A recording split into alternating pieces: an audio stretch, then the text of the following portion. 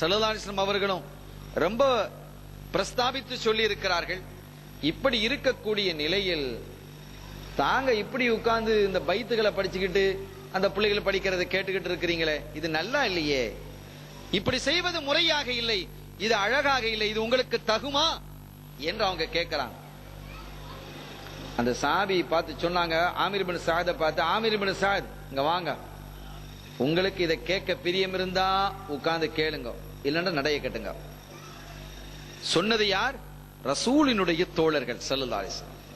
உங்களுக்கு இந்த கசீதாக்களை, இந்த பைத்துகளை, கவிதைகளை கேட்பதற்கு விருப்பம் இருந்தால் இஜ்லிஸ் ஃபஸ்தமி', உட்காருங்க, உட்கார்ந்து கேளுங்க. அப்படி கேட்பதற்கு உங்களுக்கு பிரியம் இல்லையா, நீங்க நடைய கட்டுங்க. ஏன் தெரியுமா? இது போன்ற விழாக்களில் ரசூல் ஸல்லல்லாஹு அலைஹி வஸல்லம் அவர்கள் பைத்துகளை படிப்பதற்கு எங்களுக்கு அனுமதி தந்திருக்கிறாங்க. ஃபரகஸலன நபிய ஸல்லல்லாஹு அலைஹி வஸல்லம், ஸல்லல்லாஹு அலைஹி வஸல்லம் அவர்கள் கசீதாக்களை படித்து, பைத்துகளை படித்து சந்தோஷம் கொள்வதற்கு இது போன்ற விழாக்களில் எங்களுக்கு அனுமதி தந்திருக்கிறார்கள். எனவே ரசூல் ஸல்லல்லாஹு அலைஹி வஸல்லம் அவர்களுக்கு மாற்றமாக ஒருபோது நாங்க செய்ய மாட்டோம். அது பத்ர் சஹாபாக்கள் செய்வாங்களா? எந்த சஹாபியும் செய்ய மாட்டாங்க. பத்ர் சஹாபாக்களுடைய அந்தஸ்து தனி அந்தஸ்து.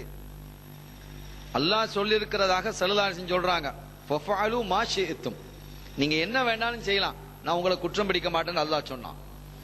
யார்? பத்ர் சஹாபாக்களை பத்தி. அவங்களுக்கு தனி அந்தஸ்து அல்லாஹ் கொடுத்தான். காரணம் என்ன? இஸ்லாம் இருக்குமா அழியுமா என்ற நிலை ஏற்பட்ட போது தங்களுடைய உயிர், தங்களுடைய பொருள், குடும்பம் அத்தனையையும் இழந்து இஸ்லாமியத்தை காப்பாற்றுவதற்கு முன்வந்தவர்கள் தான் பத்ர் சஹாபாக்கள். பெரும் படை எதிர்த்து நிற்கிறது. அந்த பெரும் படையை எதிர்த்து சின்னஞ்சிறு படையாக, ஈமான் உறுதியாக இருக்கும் நிலையில் அந்த படையை எதிர்த்து போரிட்டதின் காரணத்தினால் அல்லாஹ் அவர்களுக்கு கொடுத்த பாக்கியம் என்ன? ஃபஃஅலு மா ஷி'தும், உங்களுக்கு என்ன வேணுமோ அதெல்லாம் நீங்க செய்யலாம், உங்களை நான் குற்றம் பிடிக்க மாட்டேன், நீங்க எதை செஞ்சாலும் குற்றம் இல்லை என்று அல்லாஹ் அறிவித்தான். இது சம்பந்தமான செய்திகள் புகாரி ஷரீஃபிலும் சொல்லப்பட்டிருக்கிறது, ஹதீஸிலே பதிவு செய்யப்பட்டிருக்கிறது.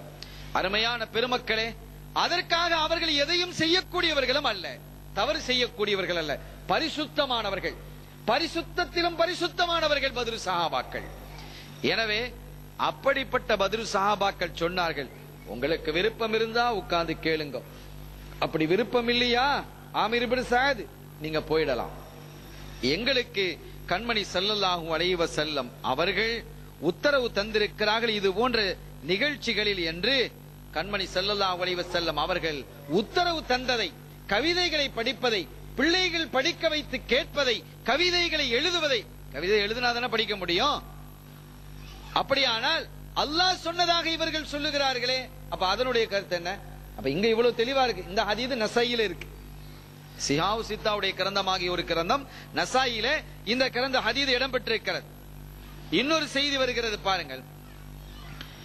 ஹிஷாம் இப்னு உர்வா ரலியல்லாஹு தஆலா அன்ஹு அவர்கள், அவர்களுடைய தந்தையை தொட்டும் அவர்களுடைய தந்தை ஆயிஷா நாயகி ரலியல்லாஹு தஆலா அன்ஹா அவர்களை தொட்டும் ஒரு ஹதீஸ் அறிவிக்கிறாங்க.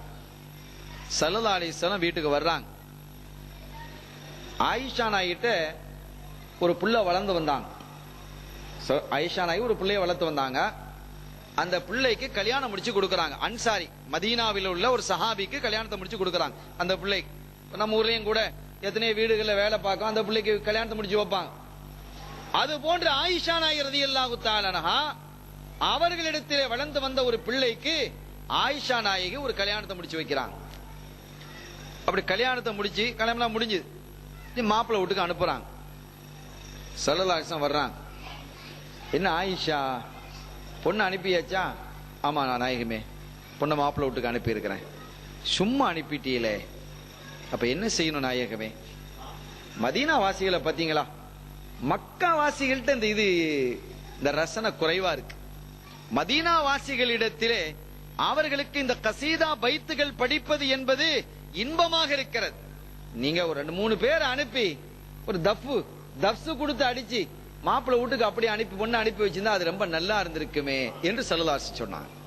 மதீனாவாசிகளுக்கு அது பிரியமாக இருக்கிறது. நீங்க மக்காவாசி தானே, ஆயிஷா நாயகி மக்காவாசி தானே, மக்காவாசிகளிடத்தில் இது இல்லை, பிரியம் இல்லை என்று சொல்வதற்கல்ல, அவர்களிடத்தில் வலிமையில் இல்லை. ஆனால் அன்சாரிகளிடத்திலே மதீனாவாசிகளிடத்தில் கவிதை படிப்பது, கசீதா படிப்பது, பைத்துகள் எழுதுவது என்பது அவர்களுக்கு பிரியமாக இருந்தது. எனவே அது போன்று நீங்களும் என்ன செய்திருக்க வேண்டும்? தப்ஸ் அடிச்சு பிள்ளைகளை வாழ்த்தி பிள்ளைகளை வச்சு படிக்க வச்சு நீங்க என்ன செஞ்சிருக்கலாம்? அந்த பெண்ணை அனுப்பி இருக்கலாமே என்று ஸல்லல்லாஹு அலைஹி வஸல்லம் அவர்கள் சொன்ன செய்தியும் ஹதீதுகளில் இடம்பெற்றிருக்கிறது. அருமையான பெருமக்களே, நிக்காகை குறித்து, நிக்கால கூட முன்னாலெல்லாம் பைத்து படி மாப்பிள்ளைய கிளம்பி போகும்போது பைத்தோட தான் கிளம்பி போவாங்க. இது சுன்னத்து ரசூலுல்லாஹி ஸல்லல்லாஹு அலைஹி வஸல்லம் ரசூலுல்லாஹ் செய்ய சொன்னது. இப்ப இன்னைக்கு பைத்தும் இல்லாம ஒண்ணும் இல்லாம ஏறி போய் என்ன செஞ்சிடறான்? உட்கார்ந்துடுறான். சரி, அவன் என்னன்னு தொலையிட்டோம். ஆனா நம்மகிட்ட இருக்கக்கூடிய குறைவு என்னன்னு கேட்டா, இப்ப முன்னால மாப்பிள்ளை கிளம்பும் போது எல்லாரும் பைத்து சொல்லி என்ன செய்வாங்க? கிளம்பி வருவாங்க, எல்லாரும் ஒன்னா போறது. இப்ப அப்படி இல்லை. அந்த பைத்து படிக்கக்கூடிய பிள்ளைகள் வந்தா, அந்த பை சபா வந்தா அவங்க மட்டும் படிச்சுட்டு போறாங்க. இது முறையல்ல. நாமும் அதோட என்ன செய்யணும்? சேர்ந்து போகணும். அவங்க படிக்கிறது படிக்கணும். தெரிஞ்சது அஹமதுல்லா பைத்து நம்ம படிக்கலாம் தானே? அல்லது இடையில லாயிலா எழுத வந்தா அல்லது மாப்பிள்ளையோட அந்த போன, அது ஒரு முறை நம்முடைய ஆபாக்கள் செய்து தந்தது. அது போன்று இயலாதவர்கள் இருப்பாங்க, ரொம்ப தூரம் நடக்க முடியாது. அப்ப அவங்களுக்கு இது விதிவிலக்கு. ஆனால் இயன்றவர்களும் கூட, இயலாதவர்களும் கூட சில பேர் சில சமயம் நினைச்சாங்க கம்ப பிடிச்சி நடந்து வராங்க. ஆனா இயலக்கூடிய இளைஞர்களை என்ன செஞ்சுக்கிறாங்க? அங்க இங்கமா உட்கார்ந்துக்கிறாங்க. அப்படி அல்லாமல் பைத்தோடு எல்லாரும் கலந்து என்ன செய்யணும்? போகணும்.